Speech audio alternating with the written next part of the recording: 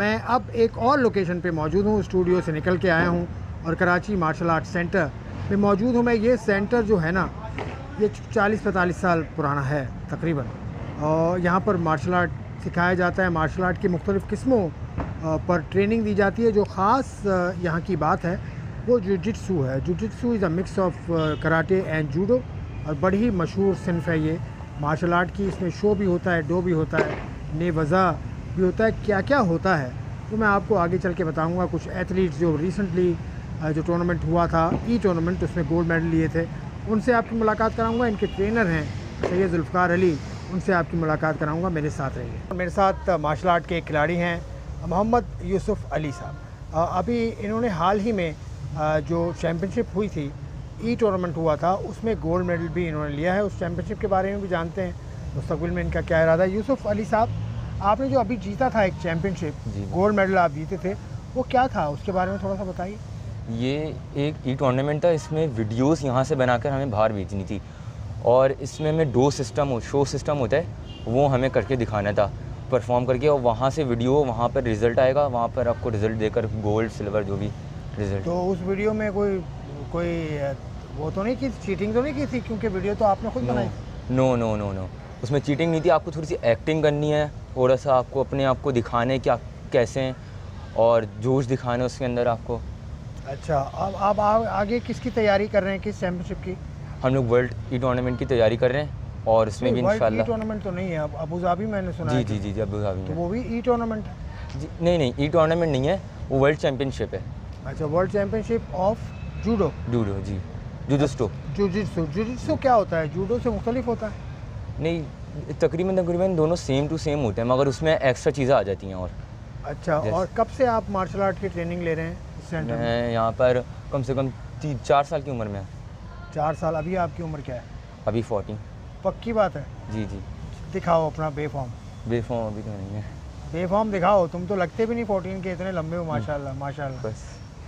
अच्छा, you are genuine 14 years. Yes. एक और एथलीट इनको नहीं कहते, इनको कराटे काज कहा जाता है, ये टर्म टेक्निकल है। मोहम्मद अयान सिद्दीकी इनका नाम है।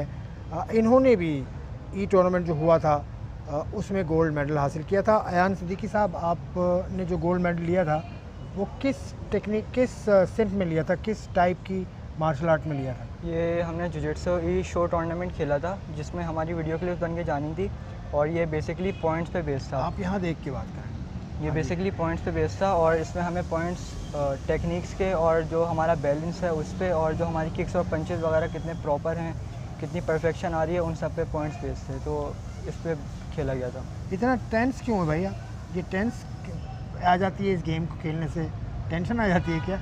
थोड़ी बहुत नर्वसनेस होती है। तो अभी क्यों नर्वस है भाई? मुझे तो कुछ भी नहीं आता। मेरे सामने क्यों नर्वस हो? थोड़ा सा खुल के बोलें, थोड़ा सा अच्छी बातें बताएं। कब से सीख रहे हैं आप? ये मुझे सीखते हुए 3 साल हो गए हैं। अच्छा। और ये मैंने 2018 में ज्वाइन किया था, 22 जून को। तो 18 के बाद आपने गोल्ड मेडल ले लिया भाई? जी, बड़ी बात है। अम्मा अब्बा ने तो बहुत मुबारकबाद दी होगी। काफ़ी। अब्बा डांटते हैं आपके? मतलब अब्बा की, अम्मा की सपोर्ट ज़रूरी होती है इस खेल में आपके ख्याल में? पूरे घर की सपोर्ट ज़रूरी होती है। अगर सपोर्ट नहीं मिलेगी तो फिर बंदा खेलेगा कैसे? ये क्या होता है? जुजित्सु खेलते हैं आप? जी। जुजित्सु है क्या? मैंने आपके साथी से ही पूछा था। जुजित्सु में और जूडो में, कराटे में क्या फ़र्क है? जुजित्सु एक प्रॉपर मार्शल आर्ट्स है, जिसके अंदर आप पहले फायरिंग सिस्टम के अंदर आप कराटे, और उसके बाद जूडो, उसके बाद फिर नेवादा खेलते हैं। तो ये 3 चीज़ों पे बेस है। नेवादा ब्राज़ीलियन जुजित्सु, जो बेसिकली पॉइंट्स पे बेस होता है, उसके अंदर लॉक्स वगैरह यूज़ होते हैं, और बाकी माउंट्स वगैरह यूज़ होते हैं, जिससे आपको मज़ा किस में आता है? शो में आता है, डो में आता है, या नहीं मज़ा में आता है? मुझे डुओ और फाइटिंग सिस्टम में ज़्यादा मज़ा आता है। चलें अयान सिद्दीकी साहब, आपको भी गुड लक मैं कहूँगा। और यहाँ पर एक और शख्सियत की तरफ आपको लेके चलते हैं, वो उनके कोच हैं जुल्फ़कार अली। जुल्फ़ी साहब, कैसे हैं? खैरियत से हैं? करम अल्लाह का शुक्र है। ज़बरदस्त। क्यों परेशान लग रहे हैं? परेशान के डेट करीब है, टेंशन तो होगी ना। डेट की शादी कर रहे हैं? एक हो चुकी है, काफ़ी वही काफ़ी है। नहीं तो क्या डेट करीब है, क्या करें? हमारी वर्ल्ड चैम्पियनशिप हो रही है जुजित्सु की अबू धाबी में, तो उसके लिए हमारा जो है वो तैयारी चल रही है अभी फ़िलहाल, और हम इसको बहुत अच्छे तरीके से कर रहे हैं, क्योंकि 1-1.5 महीने पहले हम एक वर्ल्ड ई टूर्नामेंट जीत चुके हैं हम लोग। तो उस हवाले से हमारी जो ये तैयारी चल रही है। अच्छा, उसके अंदर अभी हमारे सबसे मेन जो आ रहा है वो स्पॉन्सर का मसला आ रहा है, जो चैम्पियनशिप अब आई है हमारे पास। तो बेसिकली जो है वो स्पॉन्सर जो है, हमारी जो चीज़ें हैं करने वाले लोग, जो करने वाले लोग हैं, हमारे मिनिस्टर हैं या सिंध गवर्नमेंट है, मैं इन लोगों से बहुत पुरज़ोर अपील करूँगा, क्योंकि हम 2008 से लेकर और 2021 तक हम जो है लगातार रेगुलर पाकिस्तान को मेडल दे रहे हैं, जिसके अंदर 52 हमारे मेडल टोटल जो है हम लोग लेके आए हैं। 52 मेडल जो मेरे पास रिकॉर्ड मैं आपको बता रहा हूँ, 13 गोल्ड हैं, जिसके अंदर वर्ल्ड जुजिस्टो चैम्पियनशिप, एशियन गेम्स हैं और एशियन बीच गेम्स हैं, उसके अंदर हमने मेडल लिए। उसके अलावा हमारे सिल्वर जो है वो 16 मेडल हैं। इसी तरीके से हमारे 23 हमारे ब्रॉन्ज मेडल हैं। अच्छा, मतलब 52 मेडल्स आप दिला चुके हैं पाकिस्तान को 2008 से और 2021 तक। इतना किसी के पास नहीं है। अभी भी रिसेंटली भी आप लेकर आए ना जी, तो उसमें 8 हमारे भी था, उसमें इंडिया को भी पीछे छोड़ा। इंडिया को भी छोड़ा हमने और सबको हमने बीट किया। और बहुत मैं आपको बताऊं कि सबसे बड़ी बात ये कि जब हम पाकिस्तान से बाहर जाते हैं और हमारे जो मामले वहाँ लोग देखते हैं, वो समझते हैं पता नहीं हम लोग कितने सालों से जो है वो मेहनत करके आए हैं। अब मेहनत तो हम लोग सालों से कर रहे होते हैं, लेकिन हमारे पास सहूलत नहीं है किसी किस्म का। कोई बग़ैर कैम्प के हम जो चैम्पियनशिप खेली थी अभी, और उसमें जो हमारे 8 ब्रॉन्ज आए बग़ैर मेहनत के गए थे वो, सॉरी बग़ैर कोई हमें सहूलत के। कैसे जाते हैं पैसे? अब खर्च तो होंगे, अभी सुना अबू धाबी भी जा रहे हैं। बिल्कुल, एक हमारा जो है प्लेयर वो तकरीबन 2 से 2.5 लाख रुपए इस पर ख़र्चा आ रहा है सिर्फ जाने आने का उसका। तो वो मैं सिंध गवर्नमेंट से उम्मीद करता हूँ कि हमारे पास टाइम बहुत कम है, ये तो प्लीज़ इसको करें। मैं भी कहता हूँ कि चलें सिंध गवर्नमेंट करे कुछ ना कुछ, क्योंकि सिंध में जो सेक्रेटरी हैं इम्तियाज़ अली शाह साहब, बिल्कुल वो बड़े मुतहर्रिक हैं और इम्तियाज़ अली शाह साहब ने हमेशा मदद की है, तो वो अब भी करेंगे। अभी मैं कल ही एक रेसलिंग का इवेंट पे गया था जुल्फी भाई। प्रो रेसलिंग इतनी नहीं है पाकिस्तान में, बल्कि वो स्पोर्ट्स वन में वो उसका सेगमेंट भी मैंने किया है, वो भी सिंध गवर्नमेंट ने स्पॉन्सर किया था, उसको अच्छी बात है। चलें आप थोड़ा सा खेल की तरफ आ जाएँ। ये क्लब कितना पुराना है भाई?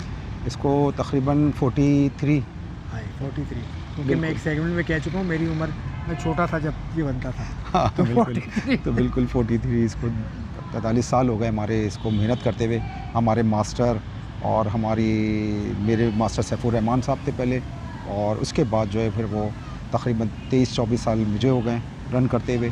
तो वो आपके सामने मेरी मेहनत है। 2008 हम उससे पहले स्टार्ट हो गए थे। 2003 के अंदर हमारी जो है टीमें अल्लाह का फजल से कौमी टीम के अंदर सेलेक्ट हो रही थी और हम लोग अपनी परफॉर्म दे रहे थे।